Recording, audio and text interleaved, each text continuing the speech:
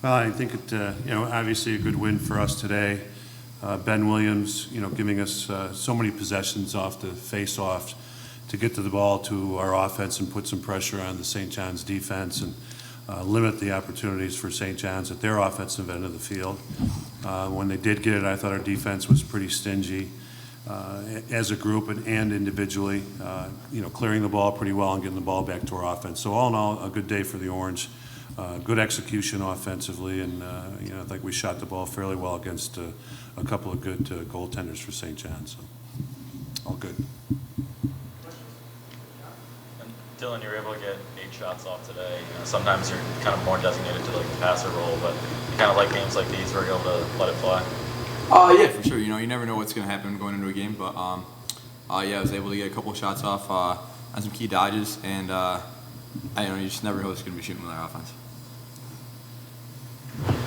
Nick, you had the 4th, 5th, and 7th goals. I guess what maybe went into this decision, sometimes when you crash the net or sometimes take an outside shot? It was just the flow of our offense. I just had the opportunity to dodge, and when I dodged, I finished the ball, and the offense was just setting up good looks for me, and it was all on them. Dylan, did you think you were getting doubled less or slides were coming less than any other games this year? Yeah, especially at the beginning, they weren't sliding too fast. Towards the end, they started to show a little more from behind and up top. But yeah, definitely in the beginning, they were letting us dodge, and we were just trying to take advantage of it.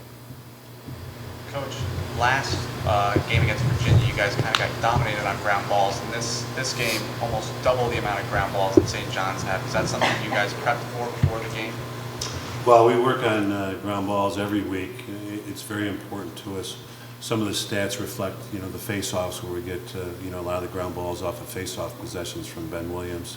But it's an important stat, and it's good to see it improve from week to week. And Tim, what do you think of Dylan's move on the breakaway that he had with the goal?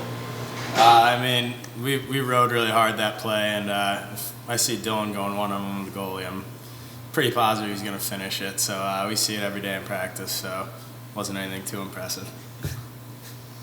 Coach, what's the message for the team as you're building up more of a lead? What are you telling your players? You mean like during the game today when we're building up a lead? Once you got a double-digit lead, what's the message? Well, we're just going to keep playing, and fortunately the good part about today was we got a lot of younger players, other players that haven't played a lot in the game. So the message was just to keep playing, but we're not out there just to try and score extra goals. We're out there trying to run the offense, play good individual and good team defense, communication both offensively and defensively, and just work on the things that's going to make us better as a team instead of just trying to get some things individually. And the individual stuff will take care of itself if we play well as a group. This is for John and Tim. Off the beaten path totally, but OCC lost today for the first time in 107 games. Tim, I guess I was just looking for your reaction to that, and John, if you can kind of put that in perspective in this sport. I heard about it, but we were focused on this game. Obviously, you don't want to see the alma mater lose, but this was our focus all day, especially for myself, so not much to say on that. Well, it's the first time I've heard about it, and kind of amazing the number of games that they've won. Even more amazing that you haven't had a letdown before now to have that many games and play so well. You got to wonder when it's going to happen, and unfortunately for OCC it happened today, but for their opponent, it's probably their national championship. For a coach, it looks like all the starters on offense anyway scored multiple points. Is that a sign that the offense was doing what you wanted to see from them today? Yes, we've stressed that all year that we like to share the ball and get everybody involved, and I think it makes us more dangerous, harder to cover as opposed to just covering one or two players on our team. So that's always good, and I think the fact that we had so many possessions, I think the fact that Ben gave us the ball so many times after a goal was, is part of that too. in mixing a lot of the younger players in, it seemed like Dylan and Tim, you were on the field, Nick as well. But what's it like being a leader on the field with some of those younger guys, directing them at times where to go? It's a lot of fun, and we have a lot of faith in them too. And any chance we can get them in the game, we're going to work a little extra hard just to get them in the game because they're working just as hard as us in practice every week. But no, it's a lot of fun, and they understand the offense, and they're just going to keep getting better at it. But they know what to do, and it's fun playing with them. Yeah, like Dylan said, it's fun going through every day. They've progressed so much since the fall, and really at this point, there's not much talk. We need to walk them through much. So they've been doing a great job. It's fun. John, what are the updates on Matt Lane and Nick Curley? Nick has been out there practicing some. We expect him back fairly soon. Matt Lane, I would think you could see him against Hopkins. Check with the trainers afterwards, but we'll know more middle of the week next week.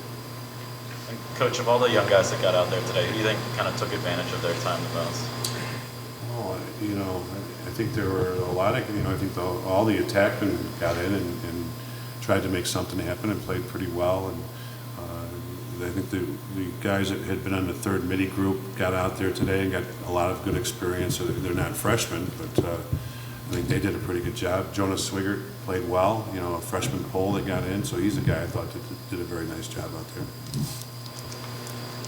For either of the two seniors, I know you guys have 24-hour rule or something, but being that it's Hopkins this week and now spring break, does the tone change at all starting when you walk out of this room? Yeah, I guess so. Hopkins week is always a big week, but this year's kind of our focus has been taking it week by week, and we're not looking ahead to anything. So we're going to take it day by day this week. Definitely work extra hard, and and Hopkins week is always a fun week, and we're ready to go. I think we're preparing this week like every other week, obviously, but we also remember last year what happened, and Hopkins being such a big rivalry. I think there's going to be an extra push in practice this week. So,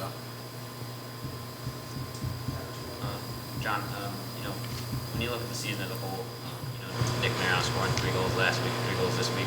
How does he kind of fit into the offense so far?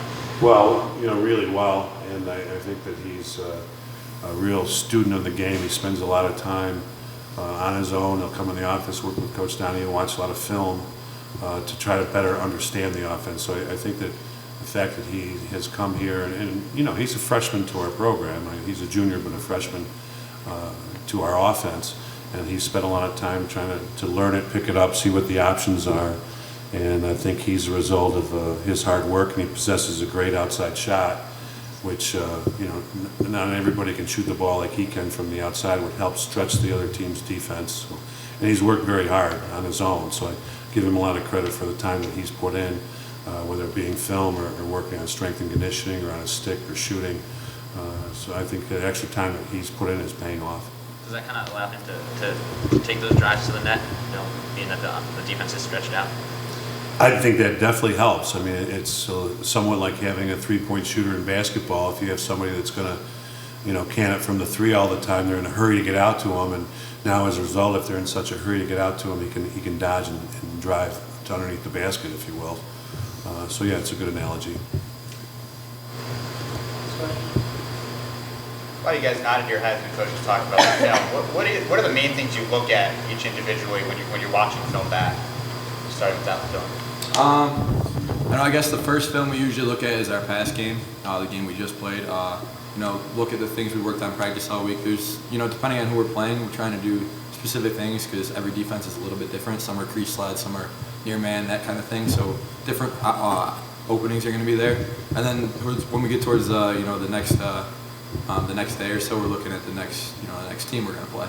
And I guess we're just kind of always looking for the same thing. When we go in individually up in the office, you can look more at individual defenders to see who's going to be playing you. But obviously the way our offense plays is you get a lot of switches too. So we're really just looking at team defense, how they slide, where the openings are going to be, what we can do, that sort of thing.